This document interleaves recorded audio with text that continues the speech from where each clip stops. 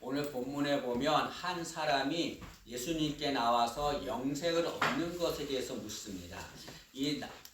예수님께 영생을 얻는 것을 묻는 이 사람이 어떤 사람인지에 대해서는 말하지 않습니다. 그런데 다른 복음서, 마태복음이나 누가복음서에도 이 본문의 내용이 나오는데 거기에는 이 사람이 부자고 청년이다라고 말하고 있습니다. 여기 예수님께 영생을 묻는 사람은 부자고 청년이고 또 관리였습니다. 여러분, 보통 부자는 부족함이 없는 삶을 삽니다. 때문에 영생에 대해서는 관심을 갖지 않습니다. 그래서 예수님 뭐라고 말씀하셨냐면 부자가 하나님의 나라 들어가는 것은 어렵다라고 말씀하셨습니다. 우리 25절 말씀을 한번 보실까요? 25절 말씀 보시면 낙타가 바늘귀로 나가는 것이 부자가 하나님의 나라에 들어가는 것보다 쉬우니라. 여러분, 낙타가 바늘귀로 지나갈 수 있습니까? 불가능합니다. 근데 예수님께서는 낙타가 바늘귀로 들어가는 것이 부자가 하나님의 나라에 들어간 것보다 더 쉽다라고 말합니다. 이 말은 부자가 하나님의 나라에 들어가는 건 어렵다는 걸 말하죠. 이처럼 부자는 하나님의 나라에 들어가는 것, 또 영생에 대해서 관심을 갖지 않습니다. 그런데 이 본문에 나오는 청년은 부자이고 관리면서도 영생 얻는 것에서 관심을 갖고 있었습니다. 더군다나 이 청년이 예수님께 영생을 얻는 걸 물을 때 어떻게 물었냐면 17절 말씀을 보시지요. 17절 예수께서 길에 나가실새 한 사람이 달려와서 꿇어 앉아 묻자오되 라고 말합니다. 이 청년은 예수님께 달려왔습니다. 그리고 예수님께 꿇어 앉아서 영생 없는 것을 물었습니다. 이것은 정말 간절하게 진실한 마음으로 영생 없는 것을 물었다는 걸 말하는 거죠. 이처럼 이 청년은 부자이면서도 영생 얻는 것에 정말 진심으로 그 방법을 알기를 원했습니다. 우리도 이 청년처럼 영생 얻는 것에 대한 간절한 마음을 가져야 합니다. 여러분, 우리가 다 예수님을 믿잖아요. 예수를 믿고 다 이렇게 예배당에 나오잖아요. 그런데 예배를 드리는 신앙인들, 하나님을 믿는다고 하면서도 영생을 얻는 것에 대한 마음을 갖지 않는 일이 있습니다. 그냥 나와서 예배 드리는 거예요. 그냥 나와서 예배 드리고 그냥 집에 갑니다. 1시간 동안. 영생에 대해서 생각을 갖지 않습니다. 그러나 여러분, 이 청년처럼 이 청년은 주님께 달려와서 무릎을 꿇고 영생 얻는 것을 물었습니다. 이처럼 이 청년처럼 간절한 마음으로 영생에 대한 관심을 갖는 우리 되기를 진심으로 소망합니다. 그러나 많은 사람들은 영생 얻는 것에 관심을 갖지 않습니다. 영생은 인간은 꼭 가져야 하는데 사람들은 영생 얻는 것에 관심을 갖지 않습니다. 왜 그렇습니까? 그것은 이 세상에 사는 것이 전부라고 믿기 때문에 그렇습니다. 영생이 무엇입니까? 죽음 후에 주님과 영원한 삶을 사는 것이 영생이죠. 그런데 많은 사람들은 이 세상이 전부라고 생각합니다. 죽음 후에 삶이 없다라고 말합니다. 죽음 후에 주님과 영생하는 삶이 없다라고 생각합니다. 그래서 영생에 관심을 갖지 않습니다. 그러나 여러분, 기억하십시오. 죽음 후에 주님과 영원히 사는 영생의 삶이 있습니다. 많은 사람들이 이 세상만 전부라고 생각하고 영생을 얻으려고 하지 않는 것은 어리석은 것입니다. 예수님께서 한 부자의 비유를 말씀했습니다. 한 부자가 농사를 지어서 풍년이 되었습니다. 곡식이 많자 이 부자는 어떻게 생각했냐면 더 곡간을 크게 짓고 그리고 내가 이 음식을 먹고 편안히 먹고 즐기자라고 생각했습니다. 그게 뭐 잘못된 겁니까? 풍년되어서 곡간을 짓고 음식 먹고 잘 사는 게 뭔 잘못입니까? 하나님은 그런 부자를 향해서 어리석은 자야 라고 책망하셨습니다. 이 바보 같은 자야, 이 미련한 자야 라고 책망했습니다. 왜 책망하셨습니까? 그것은 그 부자는 이 세상에 사는 것만을 생각한 거예요. 이 세상에 사는 것만을 생각하고 영생을 생각하지 않았기 때문에 그렇습니다. 그래서 어리석은 자죠. 마찬가지로 이 세상이 전부라고 믿고 이 세상 위에서 사는 것으로 끝나는 것으로 믿고 영생을 얻으려 하지 않는 자, 그런 자들은 하나님이 그들을 향해서 여기서 어리석은 자야, 이 미련한 자라고 책망하십니다.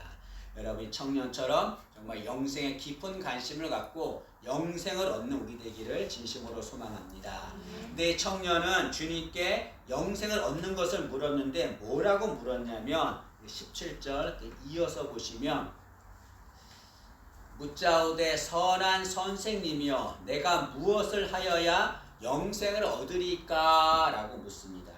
내가 무엇을 하여야 영생을 얻을 수 있습니까? 이 말은 영생을 얻으려면 내가 어떤 행위를 해야 합니까? 라고 묻는 겁니다.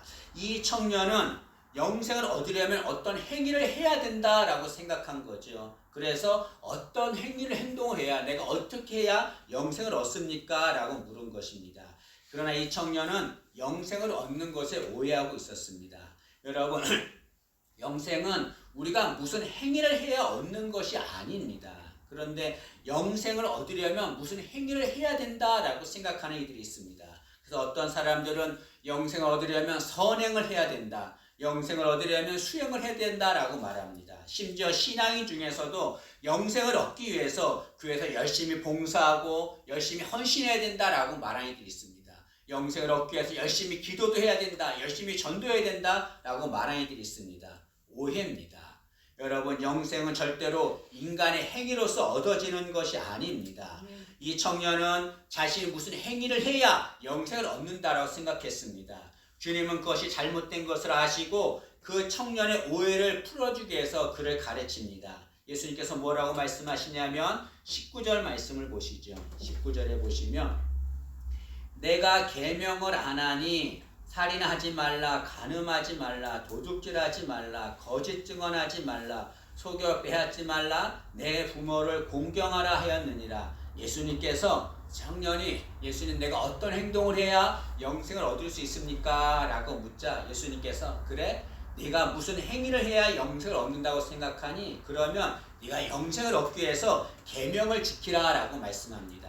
여기 예수님께서 말씀하신 이 계명은 십계명을 말합니다. 예수님께서 이 계명을 내가 다 한다. 이 계명을 지키면 내가 영생을 얻지 않느냐? 이 계명을 지키라라고 말씀합니다. 그래야 청년이 뭐라고 말합니까? 예수님, 제가 어려서부터 그 계명을 다 지켰습니다. 라고 대답합니다. 아마 이 청년은 자신 있게 대답했겠지요.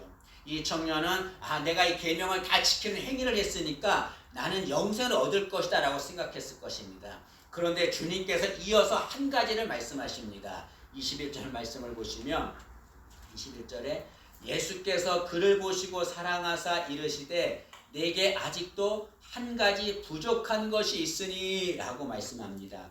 이 청년이 내가 말씀하신 계명을 어릴 때부터 다 지켰습니다 라고 대답합니다.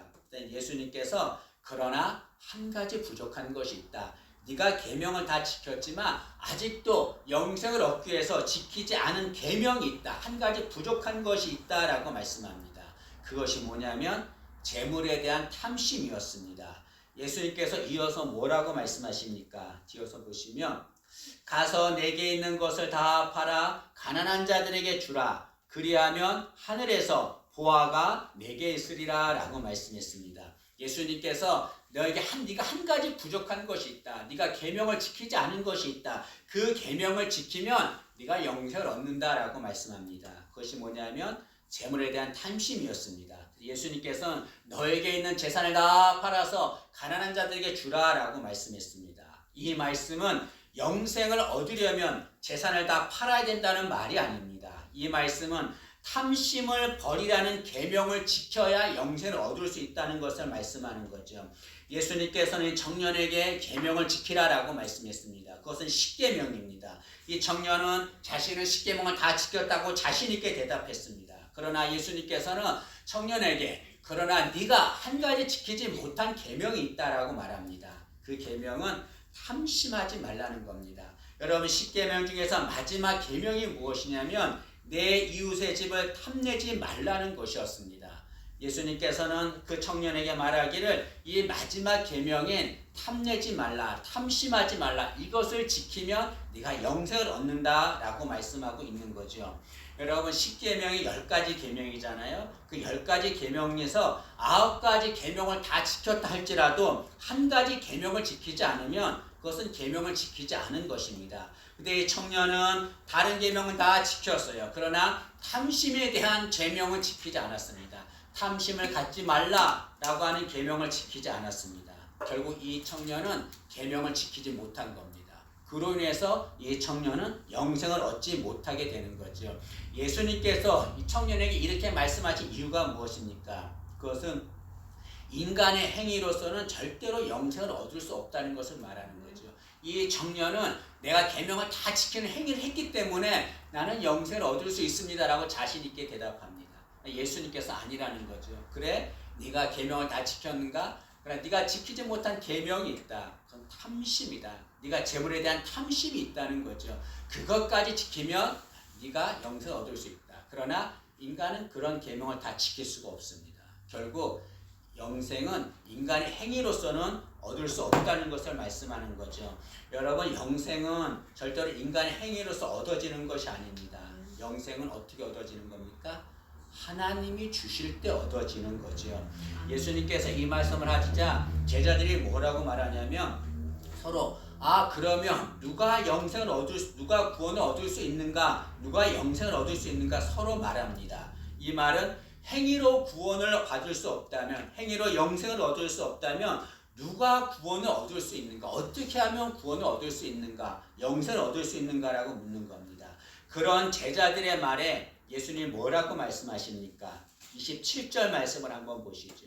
27절 보시면 예수께서 그들을 보시며 이르시되 사람으로는 할 수 없으되 하나님으로는 그렇지 아니하니 하나님으로서는 다 하실 수 있느니라 라고 말씀합니다. 제자들이 인간으로서 인간의 행위로 구원을 받을 수 없다면 어떻게 구원을 받을 수 있는가 라고 서로 말하자 예수님 말씀합니다. 인간으로서는 할 수 없지만 하나님은 하실 수 있다. 이 말은 인간의 행위로서는 영생을 얻을 수 없지만 하나님이 주시면 영생을 얻을 수 있다는 것을 말씀하고 있는 거죠. 여러분, 영생은, 이 구원은 인간의 행위로 얻어지는 것이 아닙니다. 하나님이 선물로 주시는 것입니다. 그래서 에베소서 2장 8절과 9절을 이렇게 말합니다. 너희는 그 은혜에 위하여 믿음으로 말미암아 구원을 받았으니 이것은 너희에게서 난 것이 아니요 하나님의 선물이라. 행위에서 난 것이 아니니 이는 누구든지 자랑하지 못하게 함이라 라고 말했습니다. 사도 바울이 말하기를 너희가 구원을 받는 것은 절대 너희 행위로 인한 것이 아니다. 너희들 선한 일을 하고 착한 일을 하고 수행을 아무리 많이 해도 그것으로 영생을 얻는 것이 아니라 하나님이 주시는 선물이다 라고 말씀하고 있습니다. 영생은 인간의 행위가 아니라 하나님이 주시는 선물인 거죠. 그러면 우리는 영생을 얻으려면 어떻게 해야 됩니까? 그 영생을 얻으려면 영생을 주시는 하나님, 영생을 주시는 주님을 믿고 따라야 합니다. 여러분, 청년이 예수님 앞에 나와서 예수님을 뭐라고 불렀냐면 17절 말씀을 다시 한번 보시죠. 예수께서 길에 나가실새 한 사람이 달려와서 꿇어앉아 묻자오되 선한 선생님이여 내가 무엇을 하여야 영생을 얻으리까? 이 청년은 예수님을 선한 선생님이라고 불렀습니다. 이 말은 예수님을 훌륭한 인간으로 생각했다는 것을 말하는 거죠. 그래서 예수님, 선한 선생님, 내가 어떻게 영생을 얻습니까? 라고 묻습니다. 그러자 예수님 뭐라고 대답합니까? 18절 말씀을 한번 보시죠. 18절. 예수께서 이르시되 내가 어찌하여 나를 선하다 일컫느냐? 하나님 한 분 외에는 선한 이가 없느니라. 예수님께서 네가 어찌 나를 선하다고 말하느냐? 하나님만 선하시다라고 말씀합니다. 이 말은 예수님이 불의하다는 말이 아닌 거죠. 이 말의 뜻은 네가 나를 선한 선생으로 생각하느냐? 나는 영생을 주는 하나님이다. 내가 바로 영생을 주는 선한 하나님이다. 그런 말인 거죠. 지금도 많은 사람들은 예수님을 그저 선한 선생님으로 생각합니다. 주님을 위대한 성인이나 훌륭한 영웅으로만 생각합니다. 그러나 예수님은 위대한 선한 선생님이 아니십니다. 예수님은 온 인류에게 영생을 주시는 하나님이 되시는 거죠. 그런데 예수님께서는 내가 영생을 주는 하나님이다 라고 말씀하시면서 그 청년에게 나를 따르라 라고 말씀하십니다. 21절 끝에 보시면 그리고 와서 나를 따르라 라고 말씀하십니다. 이 말씀은 내가 영생을 주는 하나님인데 나를 따르면 네가 영생을 얻을 수 있다는 것을 말씀하는 거죠. 여러분, 어떻게 하면 영생을 얻을 수 있습니까? 인간의 행위로서는 절대로 영생을 얻을 수 없습니다. 어떻게 해야 합니까? 영생을 주시는 하나님이신 주님, 그 주님을 믿고 따를 때 우리가 영생을 얻게 되고 구원을 얻게 되는 거죠. 특히 여러분 청년이 이 영생에 대한 질문할 때 예수님이 어떤 행동을 하실 때 질문하셨습니까? 17절 보시면 예수께서 길에 나가실세라고 말합니다. 예수님께서 지금 길을 걷고 계실 때 이 청년이 예수님께 달려와서 영생을 얻는 것을 물었습니다. 여러분 예수님 지금 길을 갖고 가고 계십니다. 그 길이 어떤 길입니까? 십자가를 지러 가는 고난의 길입니다. 왜 예수님은 십자가를 짓는 고난의 길을 가십니까? 우리에게 영생을 주시기 위해서 가는 거죠. 때문에 지금 영생의 주님이 가시는 그 길은 영생을 향해 가는 길입니다. 그 주님이 가시는 그 길, 그 주님을 따라가면 우리도 영생을 얻게 되는 거죠. 여러분 다른 방법이 없습니다. 예수님을 믿고 따르는 것 외에는 영생을 얻는 방법이 없습니다. 오직 예수님을 믿고 따라야만 되는 거죠. 예수님이 뭐라고 말씀하셨습니까? 요한복음 14장 6절에 예수께서 이르시되 내가 곧 길이요 진리요 생명이니 나로 말미암지 않고는 아버지께로 올 자가 없느니라 라고 말씀했습니다. 내가 곧 길이다 라고 말씀했습니다. 내가 영생으로 가는 길이라는 거죠. 나로 말미암지 않고는, 나를 따르지 않고는 절대로 누구도 아버지께로 올 자가 없다. 영생을 얻을 수 없다 라고 말씀하고 있습니다. 때문에 여러분 영생을 얻으려면 예수님을 믿고 따라야 합니다. 여러분 이 본문에 일어난 사건은 예수님께서 어린아이들을 축복하신 후에 일어난 사건입니다. 여러분 이 앞에 어떤 일이 있었냐면 10장 13절부터 16절까지 어떤 내용이 있냐면 어린아이들이 예수님께 나왔습니다. 그래서 예수님께서 뭐라고 말씀하셨냐면 하나님의 나라는 어린아이와 같은 자일 것이다 라고 말씀하셨습니다. 우리 14절 말씀을 한번 보실까요? 14절 보시면 예수께서 보시고 노하시어 이르시되 어린 아이들이 내게 오는 것을 용납하고 금하지 말라. 하나님의 나라가 이런 자의 것이니라 라고 말씀했습니다. 하나님의 나라는 어린아이 같은 자의 것이라고 말씀했습니다. 무슨 말입니까? 어린아이처럼 예수님께 나오는 자, 그런 자가 영생을 얻는다는 것을 말씀하는 거죠. 마찬가지로 영생을 얻으려면 그 예수님께 나와서 그 예수님을 따라야 합니다. 그 예수를 믿고 따를 때 영생을 얻게 되는 거죠. 여러분 다른 방법이 없습니다. 예수님을 믿고 따를 때 영생이 있는 거죠. 이 세상이 전부 아닙니다. 죽음으로 끝나는 거 절대 아닙니다. 죽음의 영원한 삶이 있습니다. 주님과 함께하는 영생의 삶이 있습니다. 때문에 우리는 영생을 얻기 위해서 주님을 믿고 따라야 합니다. 예수님께서는 청년에게 말씀했습니다. 영생을 얻으려면 행위가 아니라 나를 믿고 따라야 된다라고 말씀했습니다. 그 말씀을 예수님의 말씀을 들은 청년은 어떻게 했습니까? 22절 말씀을 보시죠. 22절 보시면 그 사람은 재물이 많은 거로 이 말씀으로 인하여 슬픈 기색을 띠고 근심하며 가니라 라고 말씀했습니다. 예수님의 말씀을 들은 청년은 어떻게 했습니까? 슬픈 기색을 띠고 근심하며 가니라. 주님을 떠나갔다라고 말합니다. 이것은 영생을 포기하고 영생과 반대되는 길을 갔다는 것을 말하는 거죠. 주님을 따라가야 되는데 이 청년은 어디로 간 것입니까? 재물을 따라간 거죠. 재물에 대한 탐심을 버리지 못한 것입니다. 주님 따르는 것을 포기한 청년은 정말 불행한 자입니다. 영생이신 주님이 바로 앞에 계시고 그 주님 따라가면 영생을 얻는데 그 앞에서 이 청년은 주님 따라가는 것을 포기한 거죠. 영생을 포기하고 재물을 따라간 겁니다. 여러분 이 청년은 정말 불행한 사람입니다. 그런데 나는 어떻습니까? 나는 누구를 따르고 있습니까? 여러분 우리가 예수를 믿는 이유가 무엇입니까? 영생을 얻기 위한 것입니다. 그런데 정말 내가 나의 영생이 되시는 그 예수를 믿고 따릅니까? 아니면 세상을 따라가고 있습니까? 예수님을 따라가고 있습니까? 아니면 물질을 따라가고 있습니까? 무엇을 따라가고 있습니까? 예수님을 믿고 따를 때만 영생을 얻게 되는 거죠. 예수님께서는 청년에게 말씀하실 때 어떻게 말씀하셨냐면 21절 말씀을 한번 보시죠. 21절 보시면 예수께서 그를 보시고 사랑하사 이르시되 라고 말씀합니다. 예수님께서 이 청년에게 말씀하시는데 어떤 마음으로 말씀하셨냐면 사랑하사 말씀하셨어요. 사랑의 마음으로 말씀하셨습니다. 예수님께서 청년에게 정말 사랑의 마음으로 말씀하는 거죠. 정말 네가 영생 얻기를 원한다. 그러나 영생을 얻으려면 행위가 아니라 나를 믿고 따라야 된다. 그러면 영생을 얻는다. 그러니 나를 믿고 따르라. 예수님께서 사랑의 마음으로 이 청년에게 말씀하신 겁니다. 그 청년에게 사랑의 마음으로 말씀하신 예수님이 우리를 보시고서 우리에게 사랑의 마음으로 말씀하는 거죠. 나는 너희가 영생 얻기를 원한다. 그러려면 너희 행위와 너희 노력이 절대 아니야. 나를 믿고 따를 때 영생을 얻는다. 그러니 나를 믿고 따르라. 그리고 영생을 얻으라 라고 말씀하고 있습니다. 여러분, 인간의 행위로는 절대로 영생을 얻을 수 없습니다. 그건 헛수고입니다. 영생을 얻으려면 영생을 주시는, 영생이 되시는 예수님, 그 예수를 믿고 따를 때만 영생을 얻게 되는 거죠. 예수님께서 우리에게 주시는 그 사랑의 소리, 나를 믿고 따를 때 영생을 얻는다. 그 주님의 사랑의 소리를 듣고 주님을 믿고 따르며 영생을 얻는 우리 모두가 되기를 진심으로 소망합니다.